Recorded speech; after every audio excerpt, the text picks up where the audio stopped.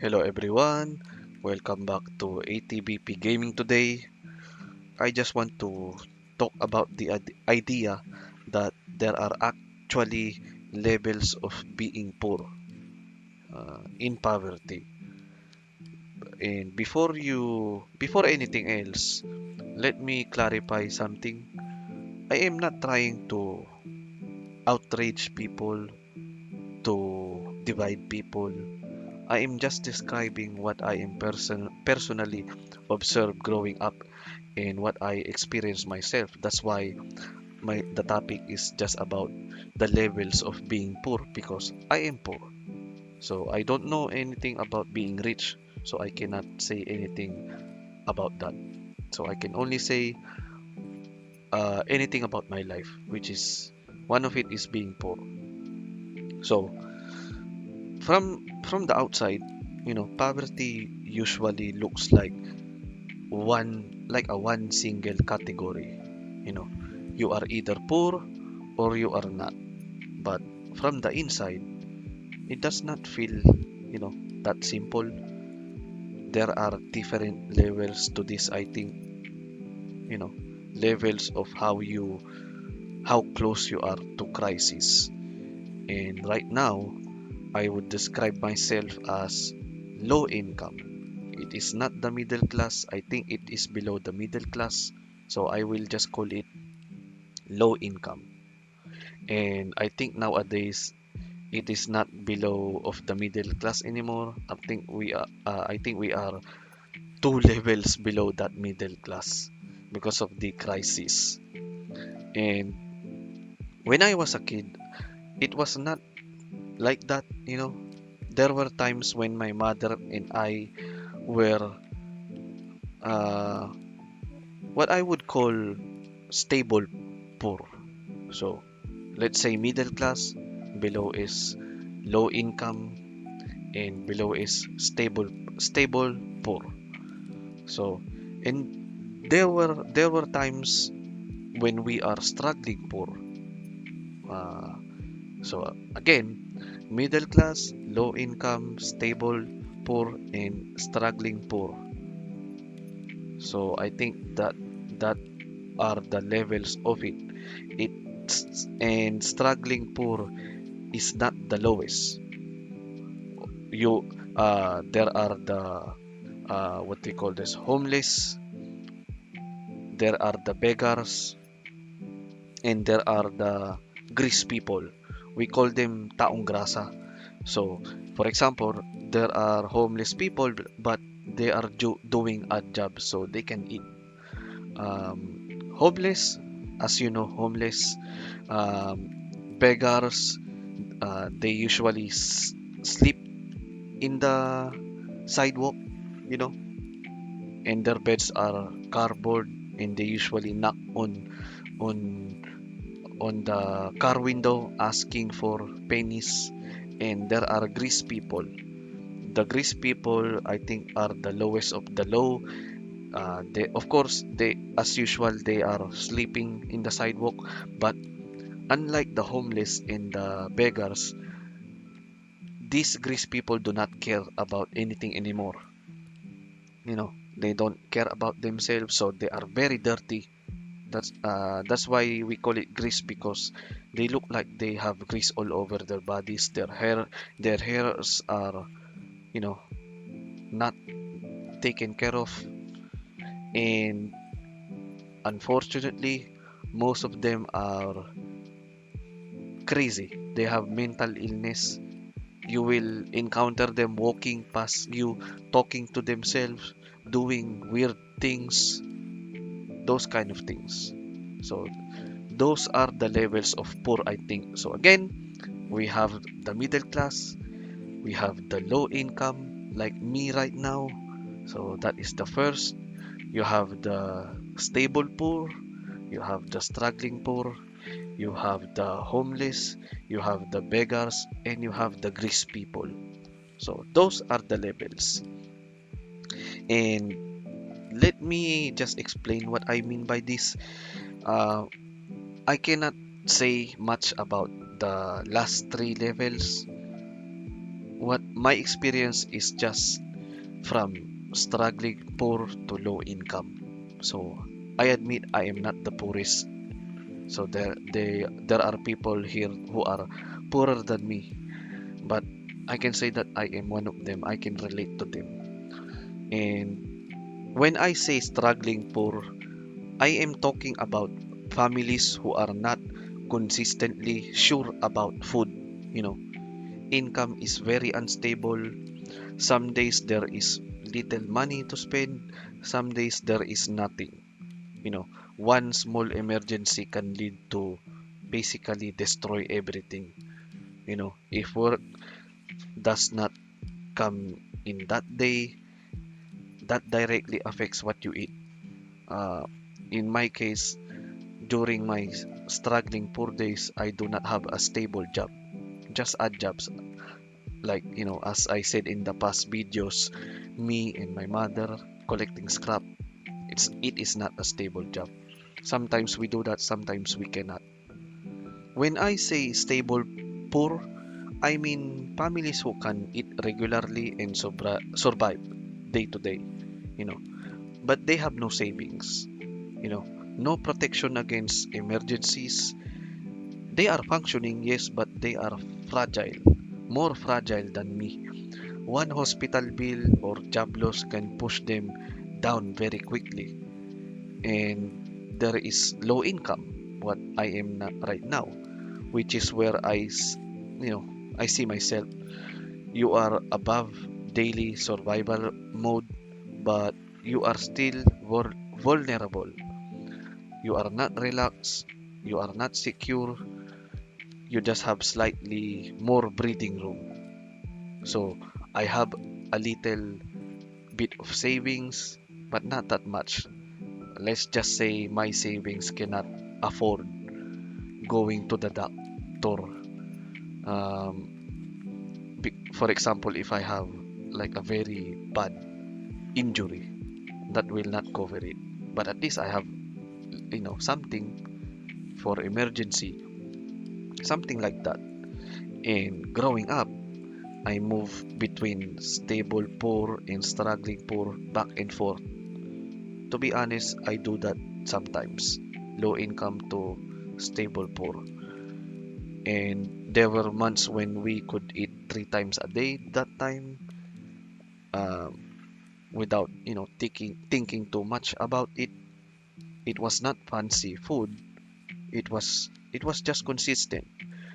Most of the time we eat instant noodles 3 times a day, you know, like that. But I am still grateful that I could eat 3 times a day.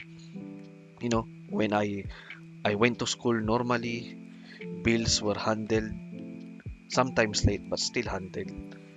That was stable poor. And there were periods when income was irregular, like 2 days I have money, 5 days I have not, I don't have any money. Then there were periods where income was nothing at all. Like 2 days I work, I have money that time. 7 days I do not, I have no money. So I have to like budget the the money that I got 2 days ago. When helping collect scrap metal was not optional but necessary. When I had to think about whether I would have lunch money for the next school for school the next day. That was struggling poor. From the outside, both situations would just be labeled as poor, but from the inside, they felt very different. When you are struggling poor, your mind focuses on immediate survival. You do not think about long-term plans, nothing like that. You think about what needs to happen today so that tomorrow is not worse. When you are stable poor, you can at least think a little further ahead, a few days, weeks, without being alarmed right away. That difference matters. And now I know some people might say, Why are you dividing poor people? Poverty is poverty. I understand that reaction, but I am not dividing people based on their value. I am just describing different levels of this based on my experience. This is not official like terms. I just label this so that I can like categorize this based on what I seen and feel back then. There is a difference between eating once a day and eating three times a day. You know, there is a difference with no savings, difference having rent covered this month and not knowing how to pay it next month. Both situations are difficult, but they are not identical. Recognizing that difference does not create competition. It just acknowledges, reality. And for sure, there is another pushback. I expect like, you know, poor people are poor because of their own choices. This is a sensitive topic in my opinion. So I will just answer it carefully so that I would not hurt people's feelings. Let me say personal responsibility absolutely matters, yes. Bad decisions exist, yes. Laziness exists, of course. I am not denying that. But I do not think poverty can be reduced to personal failures alone. When you are when But I do not think poverty can be reduced to personal failure alone. When you grow up in an environment where resources are limited from the start, your choices are shaped differently.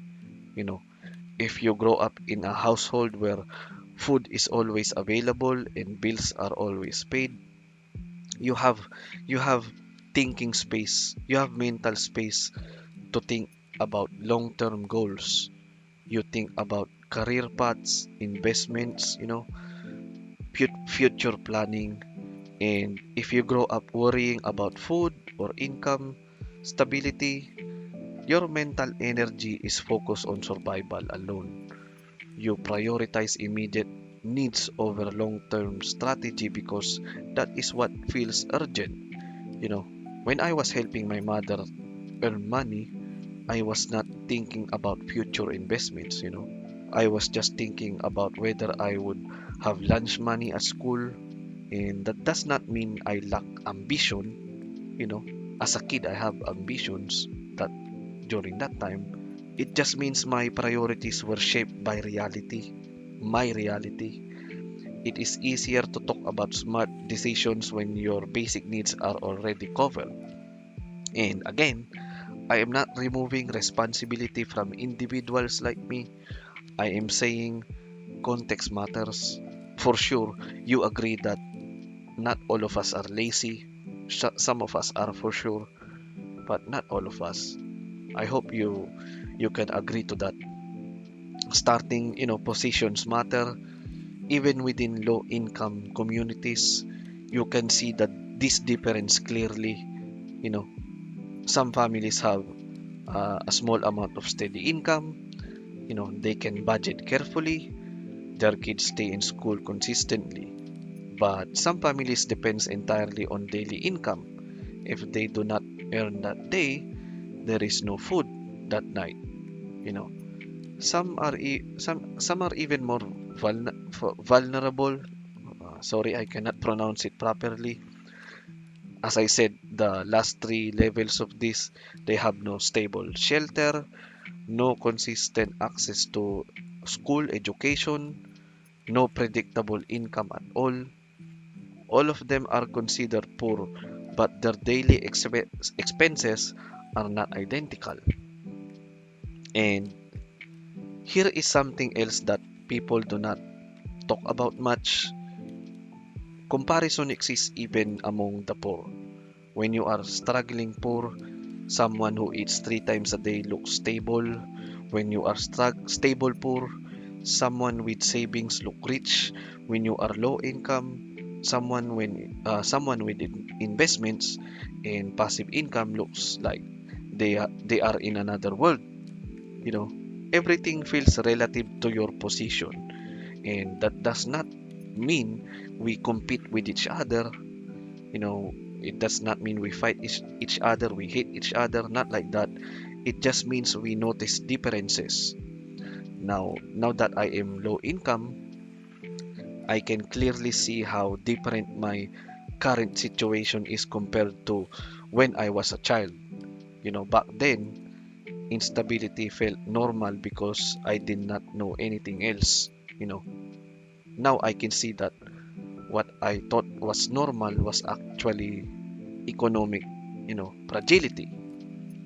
And I think it is important for people outside low income environments to understand that poverty is not about how much money someone makes.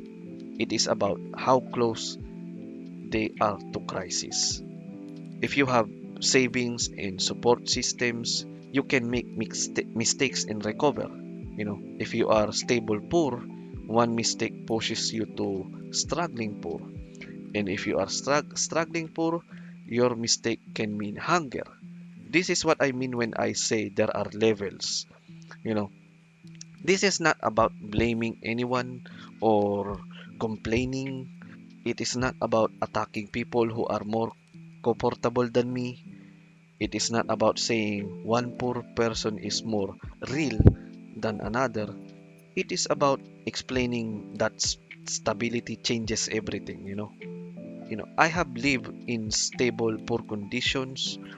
I have lived in struggling poor conditions, and now I am low income. Those differences shape how I see work, money, and risk. This is all I wanted to share for today.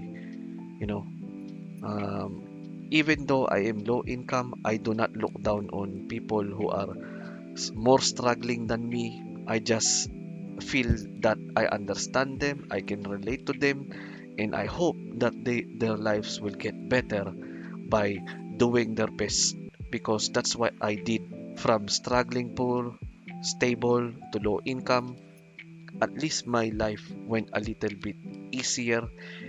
Well, it's not easy as like very easy. It went easier compared to what my life is before. That's what I mean. And if you agree or disagree, that is okay. These are just my experiences, you know, not statistics. No, not statistics that I read from a book or I watch the news. This is what I went through. So I hope you understand that. I hope you do not get mad at me. If you get mad at me, I apologize. This is just my experiences. So that is it.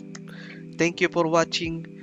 If you have any opinions about this, positive or negative, please comment it below.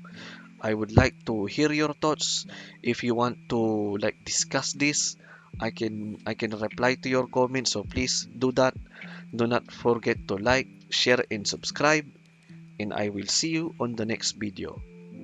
Bye bye.